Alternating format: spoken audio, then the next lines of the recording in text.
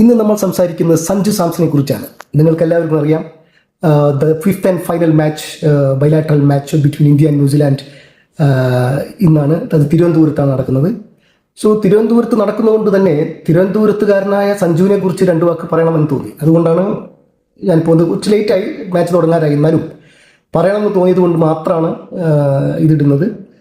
സഞ്ജുവിനെ നമുക്ക് എല്ലാവർക്കും അറിയാം, കേരളം കണ്ട one of the best cricket player produced by Kerala. നമുക്ക് എല്ലാവർക്കും അറിയുന്ന പോലെ ഈസ് എ പവർ ഹിറ്ററാണ് Sanju Samson, like Caribbean batters. Is a highly talented guy, no doubt about that.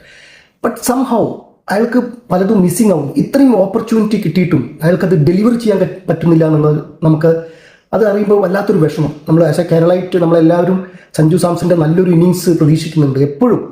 പക്ഷേ somehow he fail to produce best out of him. So disappointed.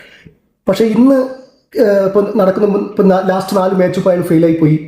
BCCI എന്ത് തീരുമാനിക്കുമെന്ന് അറിയില്ല, അയാളെ റീപ്ലേസ് ചെയ്യുമോ.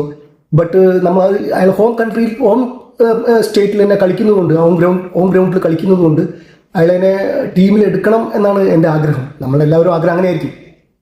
ഒരു നല്ല ഇന്നിങ്സ് അയാളുടെ കയ്യിൽ നിന്ന് കിട്ടുമെന്ന് പ്രതീക്ഷിക്കുന്നു. പക്ഷേ അതാണ് പ്രാർത്ഥനയും. എന്തായാലും നമുക്ക് മാച്ച് കഴിഞ്ഞിട്ട് കാണാം, എന്താ സംഭവിക്കുന്നത് അറിയില്ലല്ലോ. Sanju Samson, I hope Sanju will be in the team and he will deliver best out of him just like a Caribbean batter. Will C.